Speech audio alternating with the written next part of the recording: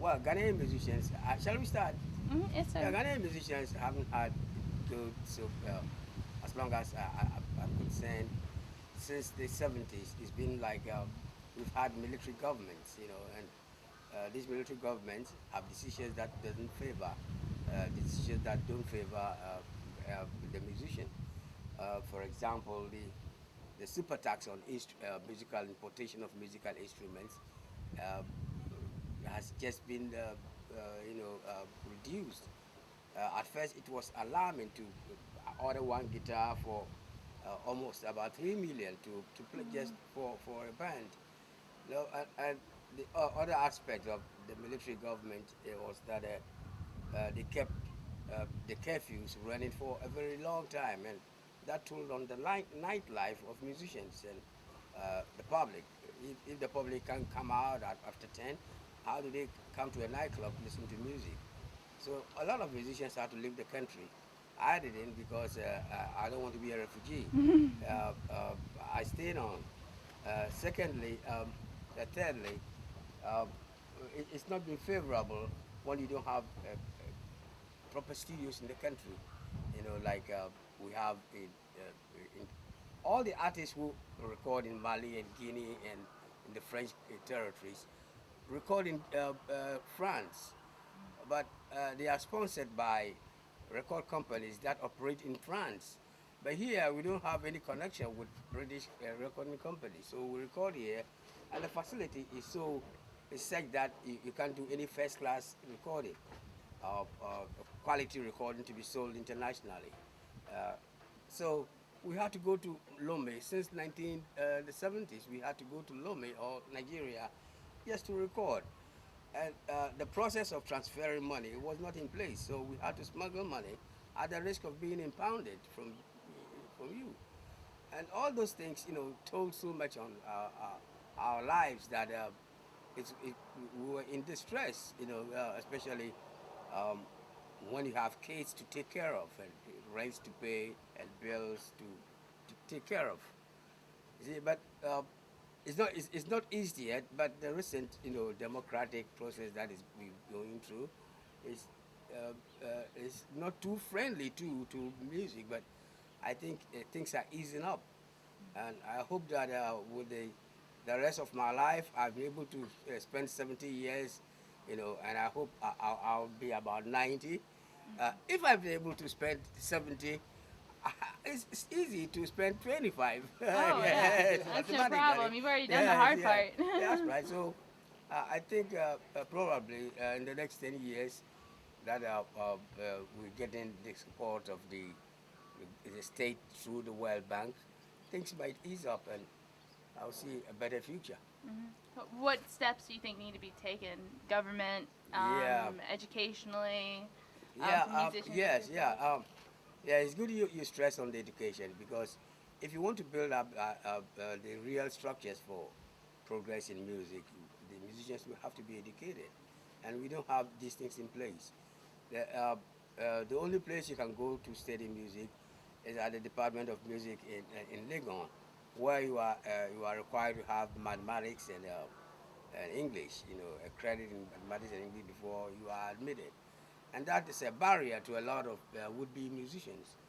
You know, uh, um, for Africans or Ghanaians to become musicians, it's like the feasibility has been done already in America, where blacks, are the super, powers in music. Uh, it follows that that's what the black man can do best, and why not, before we look at science, we have to look at the arts, which, where we excel. And the Americans say there's no business like show business, and we can make a lot of money from show business. So I think education should be in place, and also government supervision. You see, state supervision. There are a lot of stuff that come to the radios are kinky. Some filth. And we need to censor. What sort of lyrics musicians are recording, and that should be the discipline. In our music, and then there should be uh, uh, state supervision over things like copyright, royalties, and the way the way we keep it going. Because um, the copyright law, like it is today, it is not favorable. It's a bit awkward. To be talking about folklore and to pay for the use of folklore as a Ghanaian. It's Oh, really? rubbish. I didn't know that. I don't think the people who thought of that should were in their right minds when they were thinking of it. And I think they are the people who don't need to look into the folklore, box to for recording. Those of it who need to look at proverbs, the folklore, are the people they want to punish. So I think it's unfair to make sick laws, and the government should think of reversing the decision. I had never heard that. That's interesting. Yeah, That's that is true. Professor Collins told me, and it was amazing. So you have to if use Yes, like folk yeah. song like in your Yes. music, then you would have to pay Yes. I'm guessing the government for that. Yes, yeah, and if you don't and you use it, you'll be jailed for 3 years, and that makes it even, like it's not criminal. Uh, when Paul Simon played Jan Ponsa, he sent $40,000, and the folklore sat on it. He didn't give it to his relatives. Excuse me. It's fine. Okay, you ready? All right. Well, you want to talk some about your teaching at Lagan and your experiences Are you with the continuing? students? Yeah. Okay. We're ready. Yeah. My Latin master used to say continuing. Continuing. Yes. My song too. Yeah, continuing. Mhm. Well, yes, as I was saying, I had always been interested in the educational factor in the development of music. Uh, and I was glad when Professor Collins introduced the program and asked me to come and continue. Well, I like teaching, but sometimes the students are so stubborn. They don't see the value of the instructions that they are given. They are a bit stubborn, but I still like teaching, because if you don't, we won't develop any good musicians, in the near future. But the Department of Music should review its entry qualifications, and so that we can absorb people from JSs, who wants to become musicians, junior secondary school who want to become musicians, and under that circumstances they start earlier. When they are 13, 14, they'll be playing piano. You know, the students we have at Legon, most of them don't even know anything about rudiments of music. It's surprising that there's no music education in junior secondary school, and there's no music education in senior secondary schools, and that leaves a vacuum. You know, we need to fill. So this situation is burdening, my relations with the students, in communication, because when you say something that is musically, musical expression, he does not understand because he hasn't been through the rudiments. So you have to start at the Yeah. beginning when they're Yes. So I children. think they have to review the entry qualifications and reintroduce music in JSS and senior secondary So school. then by the time they get to a Yeah, university because, level, they're for me, I started music at a very early age of 9 when I started playing organ. But when I went to secondary school, there was music for me, and um, that enabled me to carry on. It gave me the rudimentary platform to build up. But the musicians, the students who come to the music department, as undergraduates, don't have any knowledge about music. It's at the university that he learns about intervals and things like that. It's sickening. so it's not an advanced level. No. They don't have advanced level before they come in for the graduation. No. Okay. Formerly, that was the routine. You have to have A level before you come to the university. So they need to introduce it at a younger age, so by the time it gets to. I don't know who scrapped that. I think the person wasn't thinking right when he did that. Looking at music, they have always thought that it's the last thing a man does.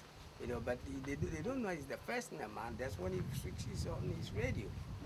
So I think the guy who decided, or the authorities who decided they should delete music on the school curriculum, we're not thinking right at all. They're constantly fighting Yeah, in the that's right. states to keep music in the It younger. wasn't healthy, for the country, for their decision. I think they still have to review that. Hmm. Anything we can talk about? Well, I'd like to talk more about your feelings about jazz and how jazz should be Yeah, incorporated. yeah. Well, since the Americans introduced jazz, there's been a lot of changes in our, music, because E.T. Mensah, the guy who established high life as a dance, dance band music, was playing jazz himself. His signature tune is Tiger Rag, and Tiger Rag is an American jazz tune. Hmm. So you could see where the man was coming from. He had studied jazz before he tried to introduce Nkebo Baya, Hmm. so we need to look at jazz again as point of entry, to the music world. If you compare the program at Berkeley and Juilliard, I've always been referring to these two schools, which are outstanding, because I know Charlie Parker and Miles Davis all went to Juilliard and they made an impact. So why not train our people on the same with the same timetable or the same curriculum or syllabus? I think uh, what also we need, why we need jazz, is to train our instrumentalists. You know, classics can only train you to play classics, but jazz can train you to play both classics and jazz, because of the instrumental training that you take.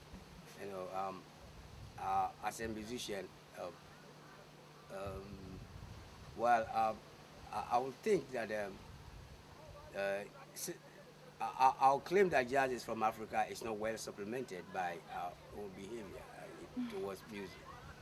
If jazz really started in Africa, we should be able to prove that it's here with us. But jazz still looks very foreign in terms of our musical knowledge. So jazz, like we used to know in the early stages of our music career, should be revived and reintroduced uh, in clubs. When we were young and we come to we come together, we often play jazz as a jam session. Now that is basically absent. We used to get together and play Dizzy Gillespie. We used to get together to play at Blakey, but now we don't get together to play Sandu or Clifford Brown anymore. We only play hip life, and that is degrading and downgrading our music. You think that the Thank hip you. life? Thank Thank you. you.